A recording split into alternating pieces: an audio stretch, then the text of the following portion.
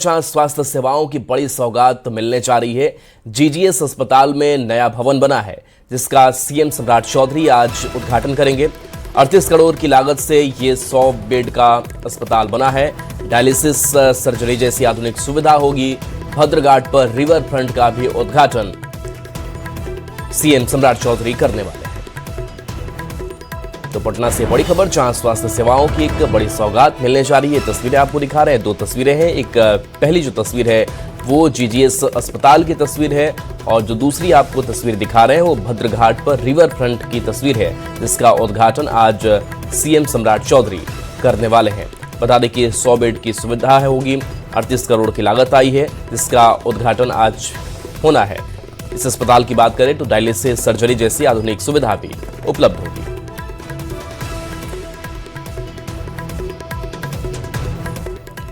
बांकीपुर की चुनावी जंग में अब आरोपों पर सियासत आई है। बीजेपी ने प्रेस कॉन्फ्रेंस कर प्रशांत किशोर पर सनसनीखेज आरोप लगाए, तो बीजेपी प्रत्याशी नीरज कुमार सिन्हा ने जनता से जीत का आशीर्वाद मांगा और दावा किया बीजेपी की प्रचंड जीत का।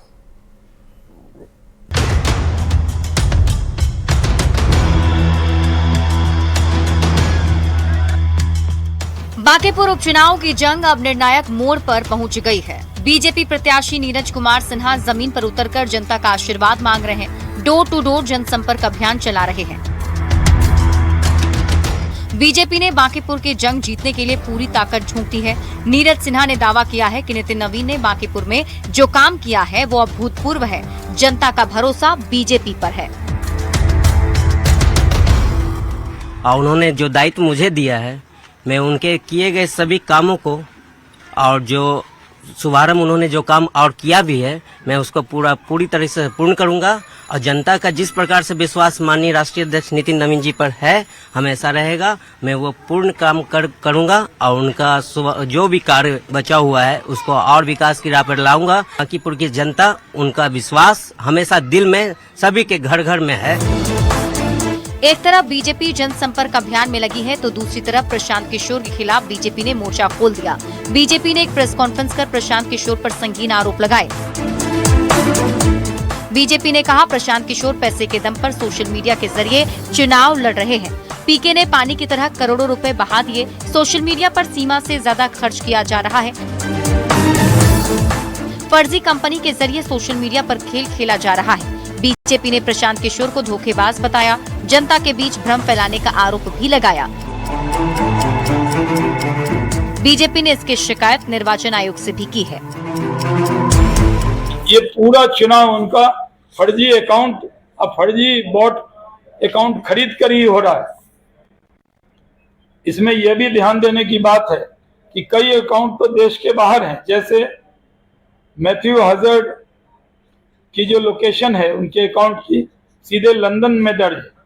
इन अकाउंट के जरिए जनता को केवल अभद्र भाषा और गालियां फैलाई जा रही, जो शेल और प्रॉक्सी कंपनी तथा इन्फ्लुएंसर के माध्यम से करोड़ों रुपए बहाए जा रहे हैं, उसका दिशा निर्देश को नहीं मान रहे हैं, उसको तोड़ रहे हैं। कैसे हम लोग कह रहे हैं, कैसे विदेशी अकाउंट के माध्यम से जनता को झूठ और भ्रम फैलाया जा रहा है। जहां इनकी पत्नी के नाम पे कंपनी है, ठीक उसी बिल्डिंग में एक दूसरी कंपनी है जो सीधे सीधे यहाँ फंड मैनेजमेंट कर रही है। प्रचार में अपना पूरी तरह से ताकत झोंके हुई है। उसका इस चुनाव से कोई लेना देना नहीं है। हम लोगों ने चुनाव आयोग को जाकर के मुख्य चुनाव पदाधिकारी जो बिहार के, उन्हें हम लोगों ने पूरा दस्तावेज दिया है और कहा है कि जब 40 लाख की ही लिमिटेशन है और अभी तक करोड़ों रुपए खर्च हो गए, और पूरा बैंक डिटेल, सोशल मीडिया का अकाउंट, पेमेंट का पूरा शेड्यूल सब हम लोगों ने उपलब्ध करा दिया है। और इनका झूठ, इनका जो भ्रामक प्रचार है, ये सब चीज सामने आएगा। वहीं बीजेपी के आरोपों पर प्रशांत किशोर की पार्टी जनसुराज ने पलटवार किया है। जनसुराज ने सारे आरोपों को बेबुनियाद बताते हुए उसे एक सिरे से खारिज कर दिया।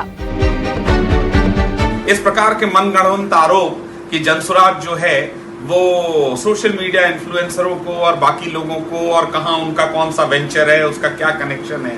अरे भाई, आप चुनाव लड़िए, और अगर आपको लगता है कि प्रशांत किशोर जी के शैक्षणिक योग्यता में, उनकी आर्थिक जो जानकारियां उन्होंने दी हैं, या अन्य जो जिस प्रकार के जानकारियां आप लोग दे रहे हैं, तो विस्तृत जाकर चुनाव आयोग से इसकी शिकायत करें, चुनाव आयोग इसकी जांच करे। बांकीपुर का रण बीजेपी के लिए प्रतिष्ठा की लड़ाई है। बीजेपी चुनाव प्रचार के जंग में कूद चुकी है, तो दूसरी तरफ प्रशांत किशोर पर सनसनीखेज आरोप लगाकर सियासत को सुलगा दिया है।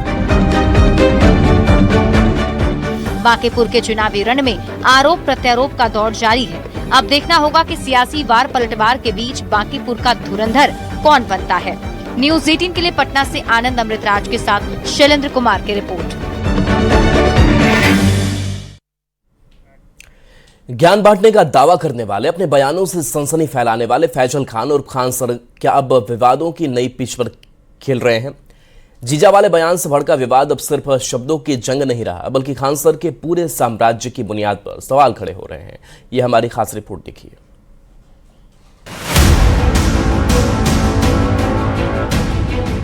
कोई टीचर इस तरह का बयान नहीं दे सकता है।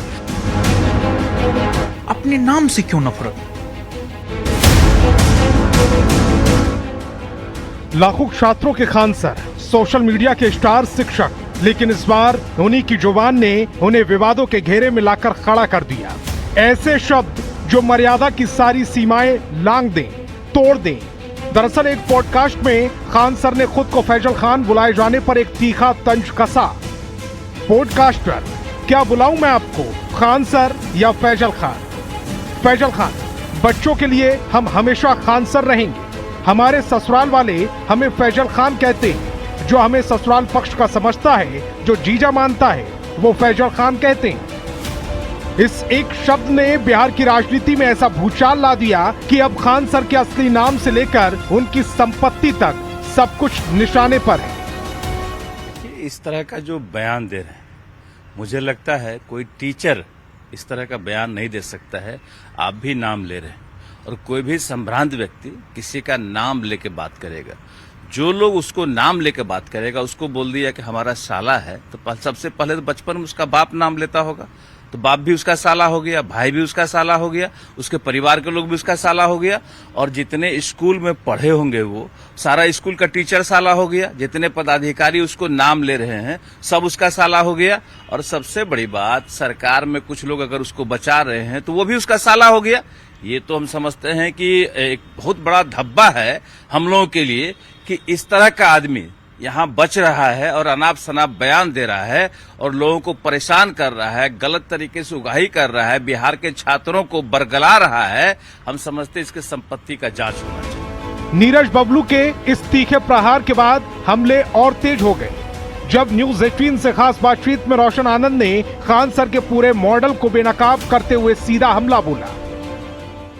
उन्होंने झूठ और नफरत के बुनियाद पर ही अपने साम्राज्य को खड़ा किया है, हिंदू सेंटिमेंट के साथ जो है खेला है।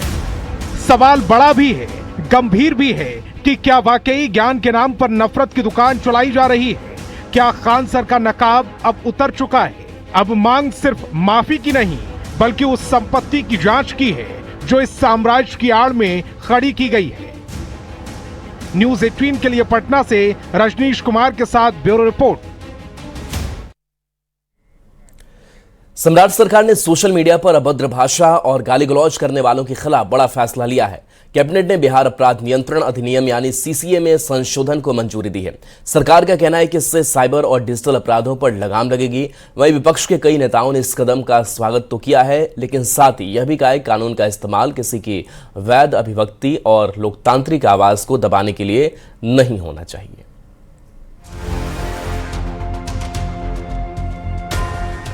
अब सोशल मीडिया पर पोस्ट जरा सोच समझकर कीजिएगा। हर बात लिखने और बोलने से पहले ज्यादा जिम्मेदारी का ध्यान रखिएगा, क्योंकि बिहार सरकार की नजर अब आपके हर पोस्ट पर होगी।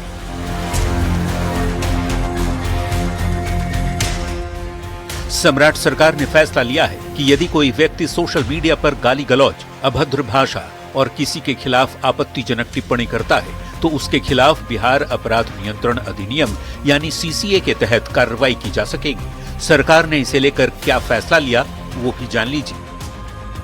किसी तरह की गाली गलौज पर अब एक्शन होना तय है। अभद्र भाषा, गाली गलौज पर कार्रवाई की जाएगी। आपत्तिजनक पोस्ट पर भी होगा एक्शन। गुंडा एक्ट के तहत सरकार कार्रवाई करेगी। यदि दोषी पाए गए तो 6 महीने से 1 साल तक की जेल भी हो सकती है। कैबिनेट ने सिर्फ सोशल मीडिया ही नहीं बल्कि प्रतियोगी परीक्षाओं के पेपर लीक जैसे संगठित अपराध को भी सीसीए के दायरे में लाने का फैसला किया है। बिहार सरकार का कहना है कि बदलते दौर में साइबर अपराध और डिजिटल प्लेटफॉर्म के दुरुपयोग से निपटने के लिए कड़े कानूनी प्रावधान जरूरी हैं। सरकार के इस फैसले को कई राजनीतिक दलों के नेताओं ने सही कदम बताया है। विपक्ष के कुछ नेताओं ने भी माना कि सोशल मीडिया पर गाली गलौज और अभद्र भाषा पर रोक लगनी चाहिए। सोशल मीडिया में उसकी अपनी आजादी है, उसकी अपनी जो है स्वायत्ता है, लेकिन सोशल मीडिया का ये मतलब मैं भी कहूंगा कि आप डिमांड कर सकते हैं।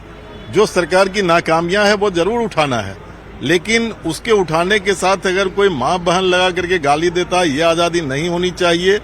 ये बहुत ही आवश्यक था। जिस तरह के सोशल मीडिया का दुरुपयोग हो रहा था, दूसरे के राजनीतिक जीवन, किसी के चारित्रिक जीवन, किसी के व्यक्तिगत जीवन का हनन सोशल मीडिया पर हो रहा था, ये फैसला स्वागत योग्य है। हालांकि समर्थन के साथ एक अहम सवाल भी उठाया गया। विपक्ष का कहना है कि कानून का इस्तेमाल केवल लॉ एंड ऑर्डर बनाए रखने के लिए होना चाहिए, न कि किसी की वैध आलोचना, लोकतांत्रिक असहमति और अभिव्यक्ति की स्वतंत्रता को दबाने के लिए। देखिए, ये पूरी तरह बर्बर और संवेदनहीन सरकार है। आप कैसे तय करेंगे किसने किसको गाली दी? सोशल मीडिया पे जो भी चीजें वो वर्चुअल हैं, रियल तो है नहीं, तो उसमें चिन्हित करना लोगों को बहुत मुश्किल हो जाएगा किसने किसको गाली दी, कहां से गाली दी। कई लोग वीपीएन यूज करके विदेश से भी काम करते हैं। सरकार का उद्देश्य डिजिटल प्लेटफॉर्म पर बढ़ते अपराधों के साथ अमर्यादित और अभद्र पोस्ट पर लगाम कसना है। विपक्ष चाहता है कि कानून का इस्तेमाल निष्पक्ष और पारदर्शी तरीके से हो। अब सबकी नजर इस बात पर होगी कि नए प्रावधान लागू होने के बाद कार्रवाई कैसे होती है और क्या यह कानून अपराध रोकने के साथ साथ लोकतांत्रिक अधिकारों का संतुलन भी बनाए रख पाता है। न्यूज 18 के लिए पटना से शैलेंद्र कुमार के साथ ब्यूरो रिपोर्ट।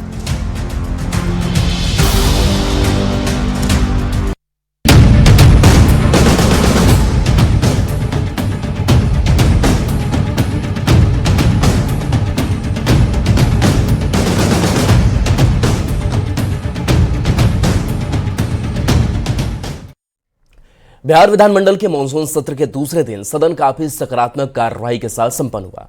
विधानसभा में बिहार के स्कूलों की हालत, शिक्षा और शिक्षकों के भी मुद्दे पर खूब सवाल जवाब हुए। सदन में क्या क्या मुद्दे उठे हैं, रिपोर्ट में आपको दिखाते हैं।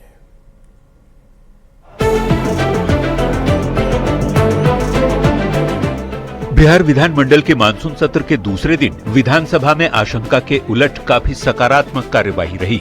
विधानसभा में बिहार के स्कूलों की हालत, शिक्षा और शिक्षकों जैसे मुद्दों पर गंभीर चर्चा हुई। जेडीयू विधायक श्याम रजक ने बाबा साहेब भीमराव अंबेडकर आवासीय विद्यालय में शिक्षकों की कमी का सवाल उठाया। उन्होंने बताया कि स्कूलों में 62% शिक्षकों की कमी है। मंत्री लखेंद्र कुमार रोशन ने जवाब देते हुए कहा कि बीपीएससी को शिक्षकों की बहाली के लिए अधियाचना भेजी गई है। बाबा साहब भीमराव अंबेडकर आवासीय विद्यालय की जो निर्माण हुआ था, उस समय यही दृष्टि थी कि जो अर्थहीन बच्चे हैं उनको शिक्षा से जोड़ा जाए, लेकिन अभी तक 62% शिक्षक नहीं है। जब 62% शिक्षक नहीं है तो उन बच्चों के पढ़ाई का क्या होगा? और ये कह रहे हैं कि अधियाचना की जा रही है बीपीएससी को। अभी 40 हमारा आवासीय विद्यालय और निर्माण शुरू है, वहां भी हमको शिक्षक की बहाली करना है। इसे बीपीएससी की से अधियाचना की गई है। जो ही बीपीएससी बहाली करेगी हमारे शिक्षकों की संख्या बढ़ जाएगी। शिक्षा मंत्री मिथिलेश तिवारी ने भी सदन को भरोसा दिलाया कि इसी महीने टीआरई 4 बहाली को लेकर अधिसूचना भेज दी जाएगी। बिहार के 3 जिले ऐसे हैं जहां उस जिले के शिक्षक नहीं हैं, और इस बार हम लोगों ने शिक्षकों को जिला कैडर घोषित किया है कि आगे आने वाले दिनों में शिक्षक अपना जिला परिवर्तित नहीं कर पाएंगे। इसको लेकर के सभी माननीय सदस्यों की जो समस्याएं हैं वो इस बार टीआरई 4 होते ही समाप्त हो जाएंगी। वहीं आरजेडी विधायक आलोक मेहता ने शिक्षकों के इस ड्रेस कोड का मुद्दा सदन में उठाया। मैं ये जानना चाहता हूं कि क्या किसी भी विद्यालय में शिक्षक परिधान जो फॉर्मल ड्रेस पहन के आते हैं, जो छात्र यदि हाथ उठा के पूछवा लिया जाए महोदय, 100% ये जवाब आएगा कि कहीं नहीं आते हैं। तो ये जो विधि सम्मत कार्रवाई की बात कही गई है, सरकार क्या स्पष्ट कर सकती है कि क्या विधि सम्मत कार्रवाई हो सकती है और क्या अभी तक की गई? आलोक मेहता का जवाब देते हुए शिक्षा मंत्री ने भरोसा दिया कि अगर किसी शिक्षक के बारे में सरकार को शिकायत मिलती है तो 48 घंटे में कार्रवाई की जाएगी। हालांकि डिप्टी सीएम विजय चौधरी ने ये भी साफ किया कि शिक्षकों के लिए ड्रेस कोड का प्रावधान है, न कि यूनिफॉर्म का। उनका यूनिफॉर्म नहीं है, उनके लिए कोई प्रिस्क्राइब्ड कलर पैंट शर्ट इसका माने वो डिफाइंड नहीं है। उसमें सिर्फ है कि आप गरिमा में पोशाक पहन के शिक्षक के आचरण के अनुरूप जाना चाहिए। शिक्षा पर सकारात्मक चर्चा के साथ ही सदन में 3 विधेयक ध्वनि मत से मंजूर किए गए। बिहार जुआ प्रतिषेध विधेयक 2026, बिहार माल एवं सेवा कर संशोधन विधेयक 2026 और बिहार कृषि भूमि गैर कृषि प्रयोजनों के लिए संपरिवर्तन निरसक विधेयक 2026। पटना से न्यूज 18 के लिए संवाददाता शैलेंद्र और अमित कुमार के साथ ब्यूरो रिपोर्ट।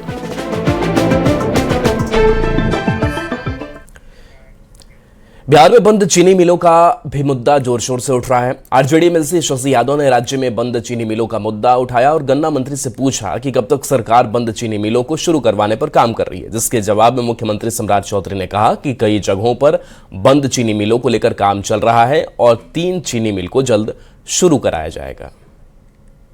30 चीनी मिलें चालू थी, आज के डेट में अपने मतलब जवाब में बता रहे हैं 10, तो हम 10 ही मान लेते हैं। मगर इसके बावजूद मतलब इतने बड़े पैमाने पे चीनी मिलें बंद हैं, जिससे कि एक उद्योग की बात आप कर रहे हैं बिहार के अंदर उद्योग के विकास की, तो अगर आप इसे जल्द से जल्द चालू नहीं करेंगे तो कैसे होगा। और इस स्थिति में हमारे सिवान गोपालगंज के गन्ना उत्पादकों को बहुत सस्ते दाम में बगल में उत्तर प्रदेश में बेचना पड़ता है गन्ना। तो इसलिए हम चाहेंगे मंत्री महोदय से कि वो आश्वस्त करें कि कितना जल्दी आप बंद चीनी मिलों को चालू करते हैं। माननीय सदस्य ने जो चिंता जाहिर किया है इसको तुरंत हम लोग दिखवा भी रहे हैं और बंद चीनी मिलों में कई जगह पर, चाहे वो गोपालगंज में हो, सकरी हो और रैयाम, ये 3 जगह पर, नहीं समस्तीपुर अभी प्रोसेस में है, 3 जगह हम लोग अभी ये व्यवस्था कर रहे हैं कि IPL जो भारत सरकार की संस्था है उसके साथ हम लोग MOU करने जा रहे हैं। 3 नए जगह पर हम लोग तुरंत चीनी मिल प्रस्तावित करके शुरू करने जा रहे हैं। गोपालगंज के जेडीयू विधायक मनजीत सिंह ने बिहार विधानसभा के मानसून सत्र में भवनहीन सरकारी स्कूलों का मुद्दा जोरदार ढंग से उठाया। उन्होंने कहा कि जिले के कई स्कूलों में नामांकित छात्रों की संख्या के अनुपात में पर्याप्त भवन नहीं है, जिससे बच्चों की पढ़ाई प्रभावित हो रही है। विधायक ने सरकार से जल्द नए स्कूल भवनों के निर्माण की मांग की। इस पर शिक्षा मंत्री मिथिलेश तिवारी ने सदन को आश्वस्त किया कि जिन स्कूलों में भवन की कमी है वहां प्राथमिकता के आधार पर निर्माण कार्य कराया जाएगा। शिक्षकों की संख्या बढ़ रही है, छात्र छात्राओं की संख्या बढ़ रही है। अध्यक्ष महोदय, उसके अनुपात में माननीय मंत्री जी ने स्वीकार किया है कि प्रारंभिक हो, उच्चतर मध्य विद्यालय हो, 10+2 है, उसमें भवनों का निर्माण नहीं है, तो बच्चे हमारे पढ़ेंगे कैसे। और सरकार यह बताए कि कब तक जो है विद्यालयों के भवन का निर्माण सरकार के स्तर से करा दी जाए। बिहार में जो प्राथमिक विद्यालय है उसमें से कई विद्यालय ऐसे हैं जिनके पास अभी तक भूमि नहीं है। अध्यक्ष महोदय, हमने विभाग को निर्देशित किया है कि भवन विहीन एवं भूमि विहीन विद्यालयों की सूची तुरंत बनाकर दें। वो मेरे ख्याल से 1 सप्ताह के अंदर वो सूची हमें प्राप्त हो जाएगी और जो भी भूमि विहीन विद्यालय है उसके लिए हम भूमि सुधार एवं राजस्व विभाग को आग्रह करेंगे, जैसे ही भूमि मिलेगी प्राथमिक विद्यालयों के निर्माण का कार्य हम प्रारंभ कराएंगे।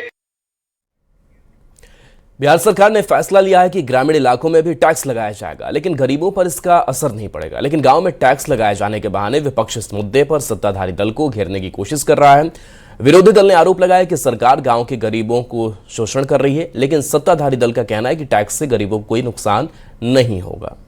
आज़ादी प्राप्ति के बाद इस देश में किसी भी सरकार की किसी भी सरकार ने ऐसा दुस्साहस नहीं किया कि ग्रामीण क्षेत्र में जाकर टैक्स लगावे, लेकिन यह सरकार किसानों को भी चूसने पर लगी है और किसान मजदूर उससे पूरी तरह प्रभावित होंगे। विपक्ष के पास कोई मुद्दा नहीं है, सिर्फ सवाल करने हैं, मुद्दे को भटकाना है। सरकार सही मामलों में कानून के अनुरूप काम कर रही है, जो जनता के हित में हो उस पर सरकार काम कर रही है। टैक्स लगना आपको लगता है जनता के हित में? जो भी टैक्स लगे हैं वो बिल्कुल विचार करके लगे हैं और जनता के हित में जो हो सकेगा वो सरकार करेगी। स्टेट हाईवे पर सरकार की तरफ से लगाए जाने वाले टैक्स को लेकर मंत्री श्रवण कुमार ने जवाब दिया। श्रवण कुमार ने कहा कि महंगाई बढ़ी है और ज्यादा से ज्यादा लोगों को सुविधाएं देने के लिए इंफ्रास्ट्रक्चर बढ़ाया जा रहा है, ऐसे में थोड़ा शुल्क जरूर लगेगा। टैक्स देकर सुविधा मिले तो गलत बात नहीं है। जब बढ़ेगी तो सुविधा को कंटिन्यू रखने के लिए और उसमें काम करने वाले जो कर्मचारी होंगे, अधिकारी होंगे, खर्च आता रहता है। अगर टैक्स बढ़ता है तो इसको अदरवाइज नहीं लेना चाहिए। सुविधा पूरा मिले इसका पूरा डिमांड रखना चाहिए, पूरा उस पर ख्याल रखना चाहिए ताकि सुविधा को इससे वंचित रहे। टैक्स थोड़ा बहुत बढ़े तो